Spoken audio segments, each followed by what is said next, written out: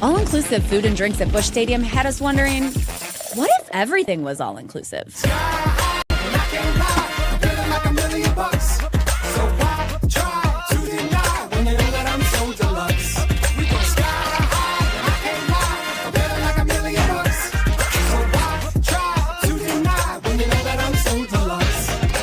Cardinals all-inclusive tickets are on sale now. Go to cardinals.com for more information. Cardinals win 4-1 and take the series against the Houston Astros. Welcome on into Cards Hub Postgame, presented by Hot Shots, home of St. Louis sports fans since 1990 here on Sports Hub STL. All content on Sports Hub STL is brought to you by DraftKings. The crown is yours.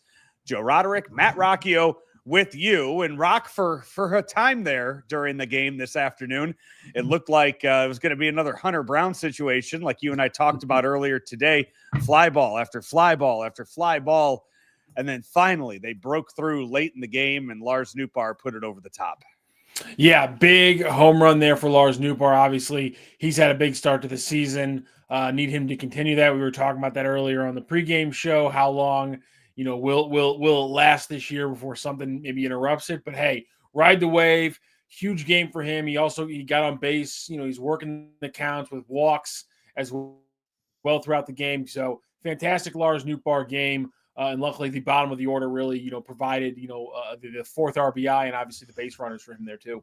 Yeah. And that's, you and I kind of debated and we were going back and forth on it this morning about the Lars Nootbaar and about his start to the season and whether or not he could keep things up and not, along with the offense of Brendan Donovan. Lars Nootbaar, once again, he is continuing to show just how dynamic of a player he is. I don't know if you remember before the season got underway, I think it was John Denton, had an article or had a tweet out about the comps of what a healthy Lars Nootbaar could be. And I think one of the names he put in there was Shohei, which when you say it out loud, it's just ridiculous to compare any major league player to Shohei Ohtani. But you get what he's saying about he is that catalyst at the top of the lineup. He's a guy that can get out there and disrupt and cause that disruption and be more than just a guy who is going to take good at bats. He has that power in him too. So I believe Brendan Schaefer's bold prediction was that Lars Nootbaar would have more walks than strikeouts this year. Correct. Yes. And right now he's on that run this year. He has 12 strikouts and he's been walked 13 times. Yeah. Just go to Brendan's Twitter account. He's keeping track. He's counting it. Don't worry. If you ask it, he'll make sure they have the count ready for you. Yes. The reason why I wanted to bring that up is because we were talking earlier this morning about how much can you expect this to continue? Will there be a drop off? And if you look at the numbers for Lars Nootbaar this year, and he's hitting 281. His best in his career was hitting 261 2 years ago. His slugging percentage is 422. His career slugging percentage is 425. So he's actually lower in that case. And he has a career OPS of 777, and his OPS is 832. So where is that huge 60-point jump coming from? It's coming from an on-base percentage of 410, with his 50 points higher than anything else he's done before. So the question really, if you're looking at these numbers for Lars Nootbaar, and if you're trying to extrapolate, is this a real thing for 150 games, however many games he plays? Because that's another factor that we talked about this morning, but that's not controllable. It seems like it is sustainable because plate discipline is something that you can learn, and it's something that you can build on, and it's something that is real and will last you years. It's not a variable like maybe power that can fluctuate wildly. It's not a thing like RBI chances that can affect a huge number for your personal stat line that actually you don't really control the variables. That's just something you control. So the fact that he's taken such a jump, the fact that Schaefer saw something like that to make that prediction, and the fact that it's now playing out, and obviously he's getting a nice little he's getting a batting average bump too from that. But for me, there's a way he's working at the plate, both getting the walks and getting the pitches to hit, which is coming from that 20 boost higher than any other batting average he's had. That's where it's coming from, and that is a sustainable trait, and that should give fans a lot of hope that as long as he's healthy, 140 game from Lars Nootbaar, if he's doing this, is an all-star campaign. No, 100%. It's a all-star campaign. And what's really surprising about this as a whole, especially goes into Schaefer's prediction of it at the beginning of the year, was that he is taking at bats now like a leadoff hitter. Lars Nootbaar is a guy that over the past couple of years, I think we weren't really sure where he should be in that order. Does he have a little pop? Yeah, of course. And he showed that today. Does he have speed? Yes, he can. He is very good defensively in the outfield, can run the bases well. But just something about him never struck me as that key leadoff hitter, where the Cardinals, in a sense, got lucky that they were kind of forced to put him in the leadoff spot because of how poor Mason Wynn was performing at spring training, that they kind of had to look at it the last minute and say, all right, he's not getting it. We have to make a change here. That's what we're going with. Newt at the top, and then left, right, left, right, left, right from there. Yeah, and if you want to get really technical with some of these numbers, this is wild. Joe, in 109 games last year, Newt put up a 1.4 WAR. And through 16 games this year, he's almost at a 1 WAR. Yeah. That's insane. And even if you compare it to 2023, his best season, he put up the 3.3 WAR through 117 games. So he's almost a third of the way through that, through just 16. I mean, absolutely. If he continues this, it's far and away the best season of his career. And again, only 2 home runs, only 7 RBI. And obviously the RBI thing is going to be affected by where he's batting, but only 2 home runs. He's changed his approach at the plate. If that slugging percentage, he starts, raking doubles and stuff like that, it completely changes. So I'm excited for Newt, and I'm wary for that, Joe, because when I get excited, bad things happen. When I'm negative, then I can be happy when something good happens. Now I got to be all wary and scared that something bad's going to happen. He has had the RBI opportunities. They have been there for him, because there have been I'm many just cases, saying is that it's not going to populate over the course of the season the way it will. I get that, but this lineup is fairly deep, where you do have Victor Scott down at the bottom of that lineup right now, hitting 260 on the year. So you do have guys at the bottom. Mason Wynn, when he's healthy, you're hoping that he comes back and replicates something of the sort of what he did last year. So I do think those RBI chances are going to continue to be there. They should continue to be there up and down the entire lineup for this team when you look at how deep it is when they're all healthy. Yeah, and especially because apparently every catcher is going to hit the ball. And so they'll be down there somewhere. That's one right there. Thomas Ajayci already, smacking the ball around too, or coming up from Memphis. So yeah, you're right. The bottom of the order, it cooked today. It got them all the offense they needed to win this one. 2 more hits today, by the way, for Thomas Ajayci. So now on the season, a 455 average for him. Man, are the Cardinals? You look at it. I mean, are they going to have a big decision to make when Mason? I mean, I'm not saying send Mason Wynn down to AAA. No. That's not what I'm saying. Is this a case where if he continues to hit? Siani. That's the one. I mean, do you decide to go with one less outfielder, that guy who has only been a defensive replacement late in the games right now, replacing Jordan Walker, who has not looked bad in right field at all? And do you do that? Is that where you go with that? And your defensive replacement ends up being a Newton right and Donovan left situation when you bring in a defense that way. Yeah, I like the idea of just, you use Donovan, like you said, use Donovan in left field.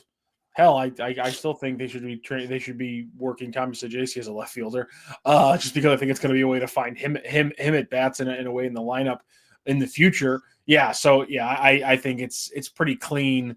You can get outfield innings from elsewhere. Victor Scott's proven that he can hold down the center field spot. And if you have to move Lars Nootbaar there, heck, it's just at this point, it's just boosting up your offense. So I like that. I'm trying to find the Thomas Ajayci on that double. What do you rip that thing at? Because I'm still happy. Wow. I mean, I'm still good with Burleson in the outfield too.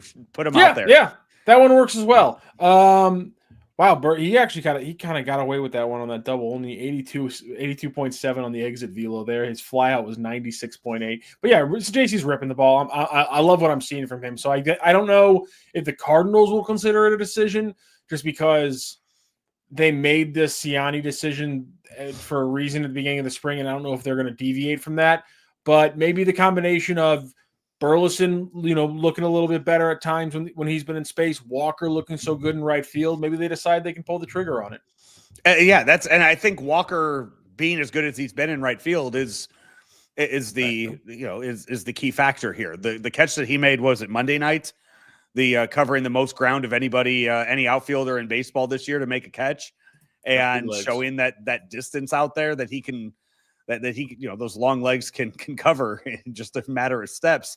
I do think that maybe you give him a little more leeway. You say, if we're trusting Jordan Walker in this process, if this is the year, if this was Nolan Gorman and Jordan Walker's year to come out of their cocoon of sorts, don't we have to do that with all aspects of Jordan Walker's game? Yes. Then yeah, I think then you take the risk there of letting him go out there and play. I mean, there have been plays. I think of our 2 or 3 off the top of my head, late in games that Victor Scott has tracked down that you wonder if Jordan Walker would have got to. But how often is this going to happen game after game after game? That line drive in the 9th that they had at the end of the game, Walker catches that. I know it looked like a tough play. It was an atom ball, but Jordan Walker, he'll hang in there and he'll catch that too. Yeah, there's not a whole lot that I'm not confident with his defense right now. Yeah, I would absolutely love it if they pulled the trigger, kept JC here, and made that move. I think it's the correct move for what this season should be about. With the way that he's hitting, as soon as he's not hitting that way, fine, pull the trigger. But the guy's hitting insanely well. All the numbers on StatCast, xWOBA, FBA, xSlug, the sweet spot percentage, squared up percentage, they're all red. Yeah, he's chasing and he's whiffing at a below average rate.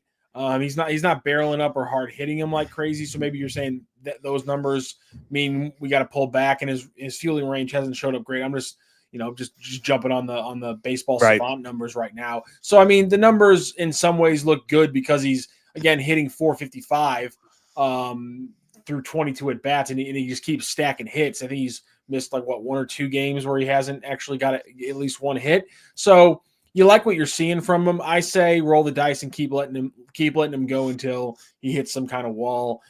But again, they have internal numbers. They have tracking things on him. If they're not seeing something there, or if they're seeing, the chase problem as something that's holding him back or wasting time here, well, then they'll probably pull the trigger on and go the other way, because I know that fans want to prioritize innings in the major leagues to help these guys' development. But I think fans don't ever have to think about the idea of burning a guy out or pushing them too fast, too quickly, or too far too quickly. And I think one of the things you should look at there is the reaction from guys like Derek Gould and the media and people like that who have been covering the Cardinals for 30 years.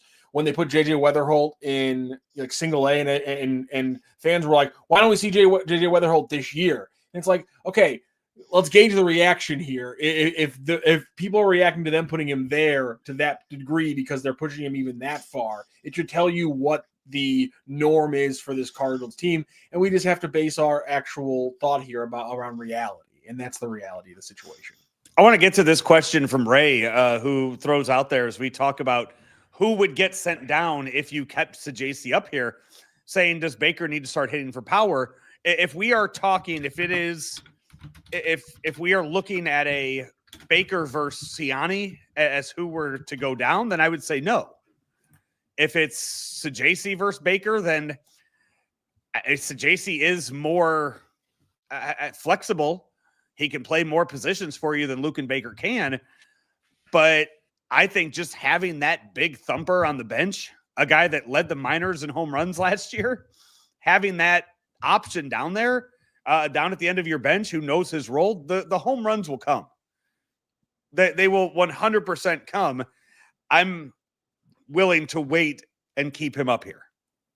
Yeah, I'm willing to give Lucan Baker a chance. Right now, he's an above average hitter for you coming off the bench. Like to your point, they don't have that right-handed heavy hitter off the bench right now, and so having that in your back pocket, I think it's fine. To your point, yeah, his slugging percentage isn't what you want it to see, but the fact that he's hitting 280 right now, that tells me. And again, we talk so much about the Cardinals not giving these guys chances. I'm going to be selfish and kind of throw away the logic factor here and really hope they don't pull the trigger on that one, because as long as Lucan Baker's hitting above 260, above 250, I'm saying let him keep getting those chances against lefties, and he's eventually going to start catching some that go 380 feet.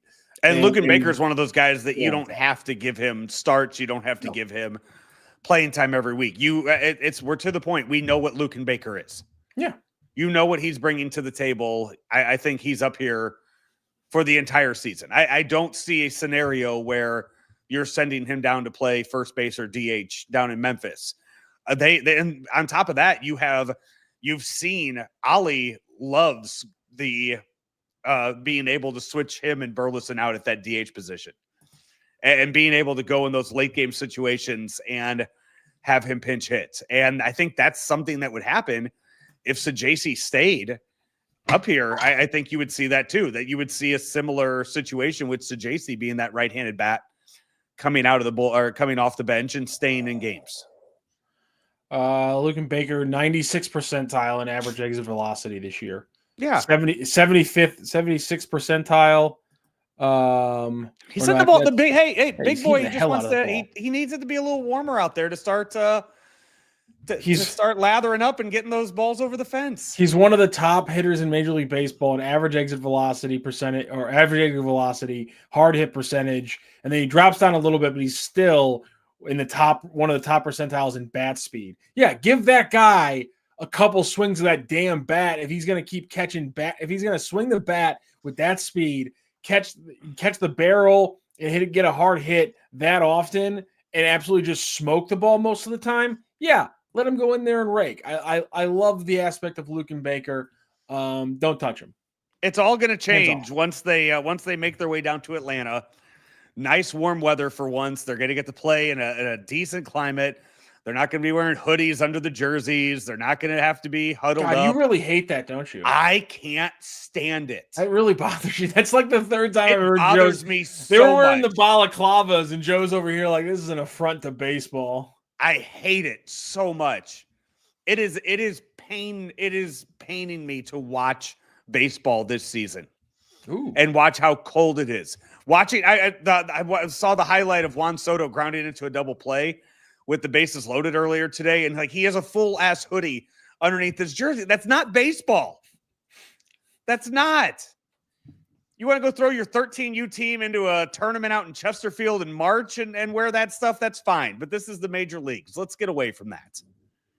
Let's play in warmer climates to start the year, and then you load up the back end of the summer with your cold climates up in Minnesota, St. Louis, Chicago, all those places.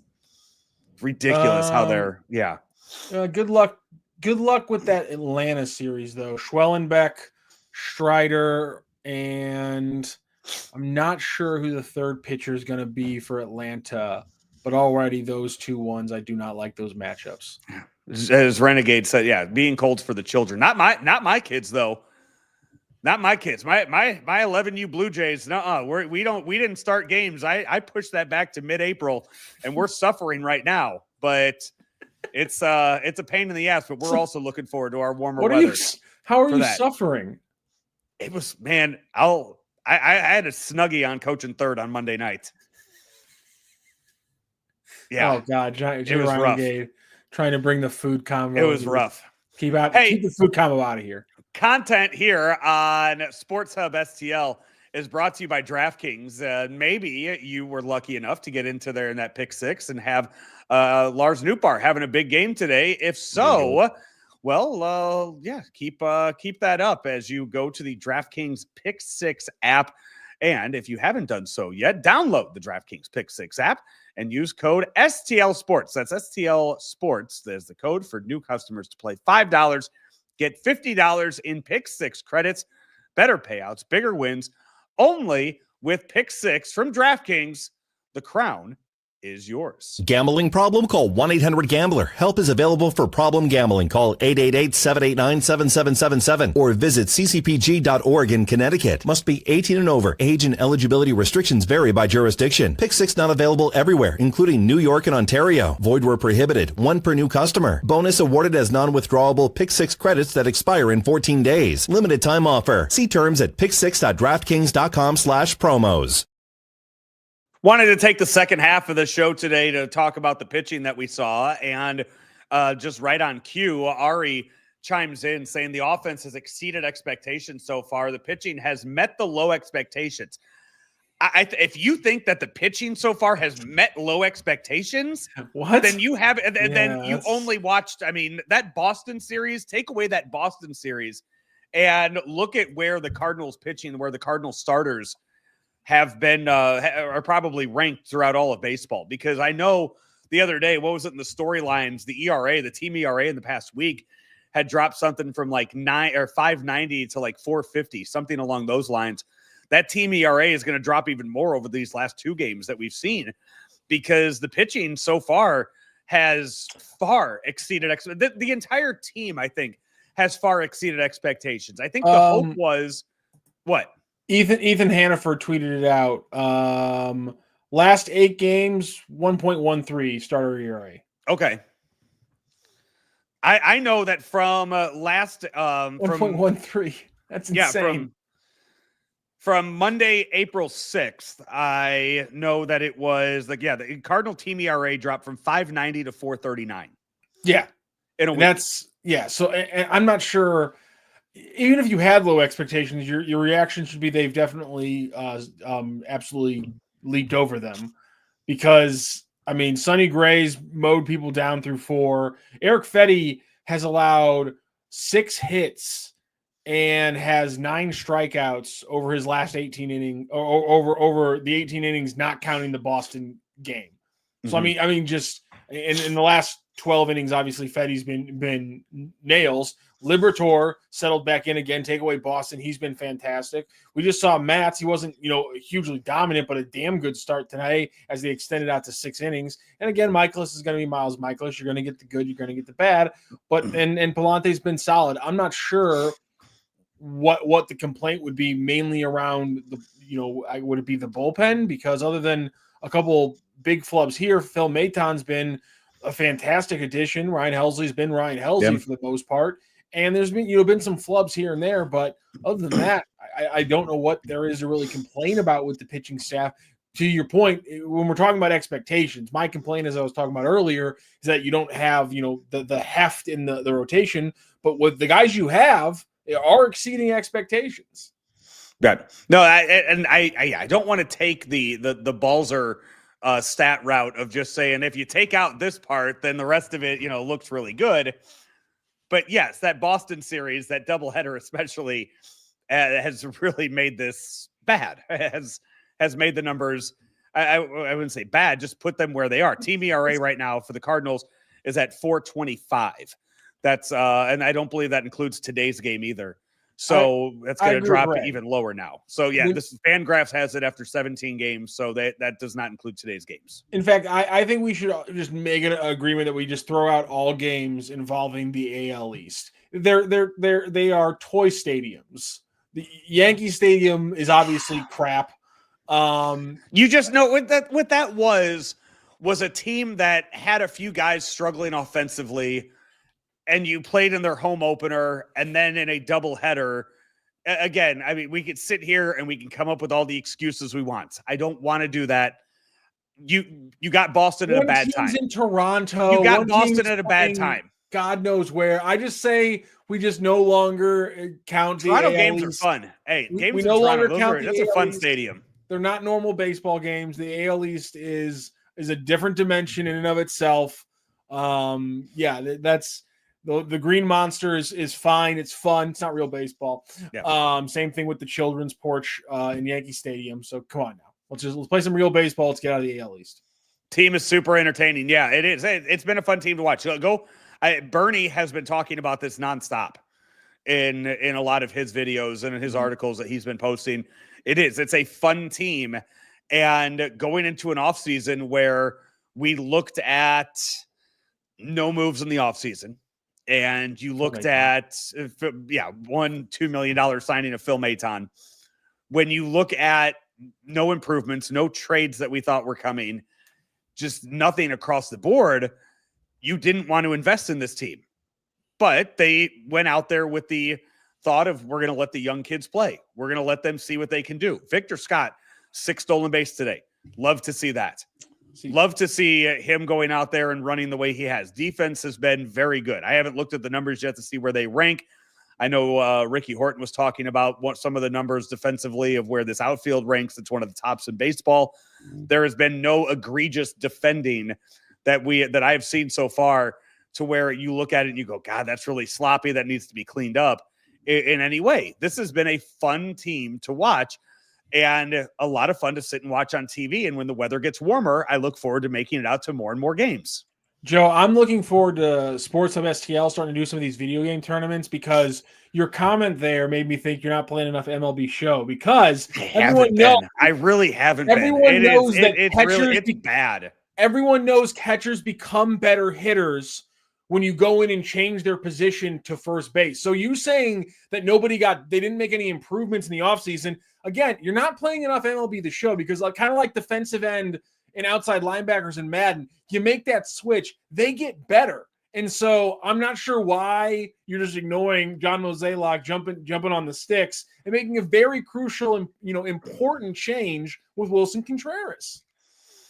Just looking through here, by the way, Cardinals' best defense. Overall, they are having the best defense in baseball right now. Do you want to get to Ari Stein's question? Which one? He's accepting the assessment of our pitching, but the question stands, although I don't think he asked this question earlier, so it's a new question. Could this be a 90-win team? Creighton Holmes Jr. is very much not in on this, hitting it with an LOL on this not being a 90-win team. You've seen the pitching. You were talking about them this morning being a playoff team. 90 wins, 87. What are you thinking now, Optimist Joe? I only need them to be an 87-win team for certain reasons. So I only need them to win 87. If they win any more than that, I'm just it's fine with me. What's that? I'm pointing to the top corner of the podcast. Yes, there it is. Reasons. Joe has logo. Joe has reasons. Mitch Carter also says 87 wins. I wonder why I threw out 87 as a number. I can't imagine why. Same reason why I need the Blues to win the Stanley Cup when at plus 20,000. So that also would be a nice little win. Justin with a caveat, very strategic, I believe, saying yes, this offense can win 95 games. And that's where I stand, because I think this is a very good team relative to the division, but I just don't know if winning 87 games and going to the wild card is how much it really matters in the grand scheme of things this year. I was going to, the whole purpose of before we got off track, which I love the comments. I love the questions that took us off track. I didn't even to mention the fact that Steven Matz went out there today and pitched a really, really good game. Steven Matz has been very, very solid for this team so far in any role that they've thrown him in this year, end of last year. It has been it was fun to watch today. Him to go out there, gives up 2 hits to start the game that ended up costing them a run, but then goes out and shuts down 12 straights. I think after that just went boom, boom, boom, 4 or 5 innings out of him. You're 100% right, but Joe, we got to handle something here in the chat, because Ari Stein saying that sports betting apps are not legal in California. Well, don't worry about that, Ari Stein, because we got something for you. It's the DraftKings Pick Six app, which you can play in California right now. STL Sports.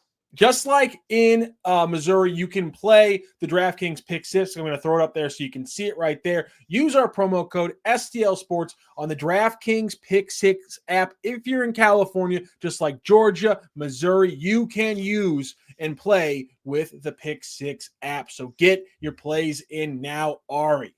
Yeah, $5. Put in $5. Use that STL Sports app and get $50 back for your play on the DraftKings Pick 6 app. As and okay, sorry, that was a very we had to handle that. What was the question? Absolutely. No, I was just going and talking about the Steven Matz outing for today. Yes. That we knew we've had this day circled on our calendar since the rosters were announced and since they told us that this was their plan.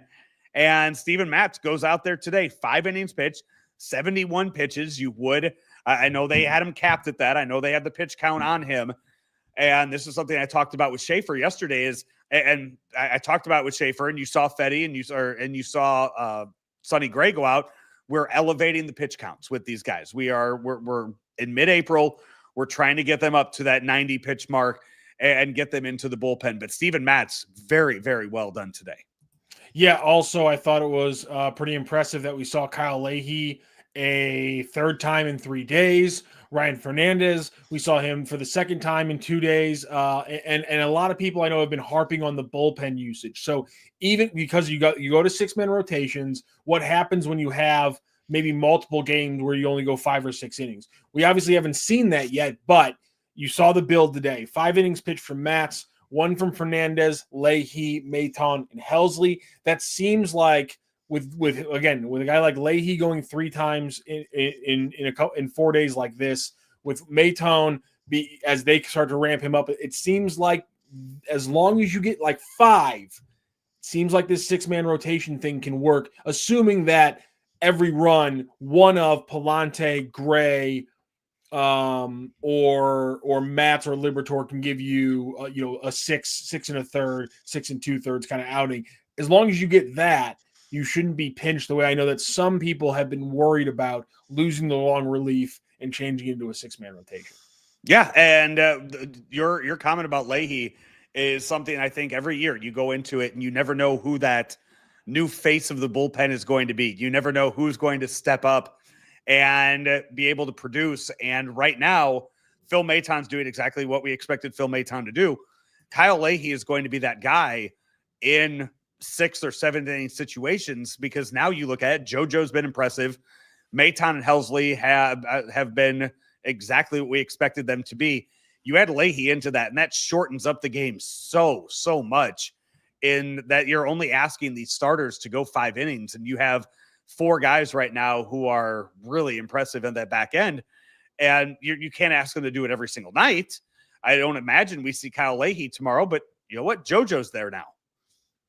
So yeah. you have him that you can go out there and you can use. And Ryan Helsley should be very well rested after pitching for the first time today in what I feel like over a week. It almost seems like.